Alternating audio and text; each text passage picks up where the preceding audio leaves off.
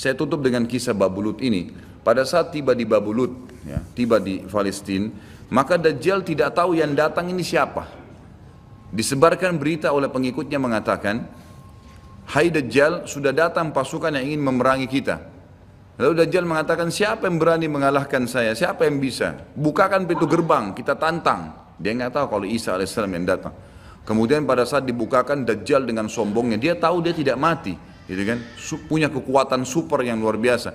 Begitu dibuka pintu gerbang, dia sengaja nunggu di pintu gerbang untuk menunjukkan, mendemonstrasikan kemampuannya di depan para pengikutnya.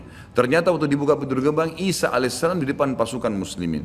Dan akhirnya begitu melihat Isa, dia coba melarikan diri dan badannya meleleh seperti melelehnya lilin, gitu kan?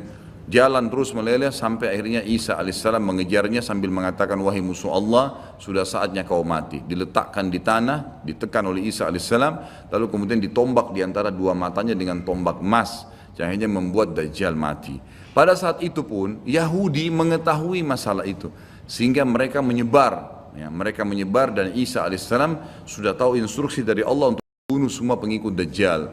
Maka semua pun pengikut Dajjal dari Yahudi ini menyebar di bawah pohon, di atas batu, dan semuanya akan berbicara mengatakan, hai muslim, ini Yahudi, bunuhlah dia. Maka semuanya pun dibunuh oleh kaum muslimin kecuali satu pohon, pohon garkat. Pohon garkat ini pohon yang punya duri dan buahnya pahit. Dulu di kuburan Baqi cukup banyak, ya. Sekarang subhanallah di Israel paling banyak ditanam pohon garkat karena mereka tahu bahwasanya itu tidak akan berbicara untuk menunjukkan siapa mereka. Jadi kebodohan orang Yahudi tahu kebenaran ini tapi mereka tidak beriman. Makanya wajar Ibnu Abbas berkata dalam ghairil maghdubi alaihim, bukan orang yang durmuka adalah Dajjal, adalah orang-orang Yahudi karena kebodohannya. Maka pada saat itu pun dibunuh semuanya, dan termasuk kata ulama hadis sebenarnya yang sembunyi di sekitar pohon garkat. Garkat ini tidak bicara, hai muslim, ini Yahudi.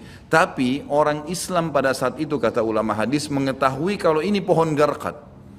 Mengetahui kalau ini pohon garkat. Jadi memang sudah punya gambaran, sehingga walaupun sembunyi di pohon garkat tetap akan dibunuh oleh kaum muslimin. Karena orang-orang Yahudi tidak mengikrarkan syahadat. Mereka walaupun sudah tahu kebenaran, mereka memang tidak mau syahadat. Makanya Nabi SAW mengatakan, jangankan Isa alaihissalam, Nabi Muhammad SAW saja di zamannya, kata beliau, kalau ada 12 orang dari Yahudi yang mengucapkan syahadat, beriman pada saya, maka seluruh Yahudi akan beriman. Saking sulitnya, 12 orang saya sudah cukup. Tapi pada saat itu pun sama, walaupun dibunuh mereka tidak mau beriman kepada Allah SWT. Ini juga terjadi pada saat terjadi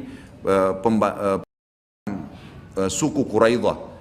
Jadi pada saat itu Nabi SAW mengepung mereka, diberikan kesempatan untuk taubat. Mereka tidak mau, akhirnya mereka menganggap kalau dibunuh oleh Nabi SAW, dibunuh oleh kaum muslimin, mereka akan menuju ke surga, gitu kan. Jadi mereka pasrah dengan dibunuh. Mereka anggap itu akan menuju ke surga, dan ini kebodohan, ya, ini kebodohan. Maka pada saat itu selesailah urusan orang-orang Yahudi ini, dan Isa alaihissalam akan memimpin di muka bumi selama, ada riwayat mengatakan 7 tahun, ada yang mengatakan 40 tahun. Membuat keadilan, dan Isa akan membunuh semua babi, menghancurkan semua salib, dan tidak ada rumah satupun kata Nabi SAW di muka bumi kecuali akan masuk ke dalam Islam, baik dalam keadaan mulia ataupun menolak, terhina. Jadi sudah tidak ada, seluruh muka bumi ini akan jadi Islam pada saat itu.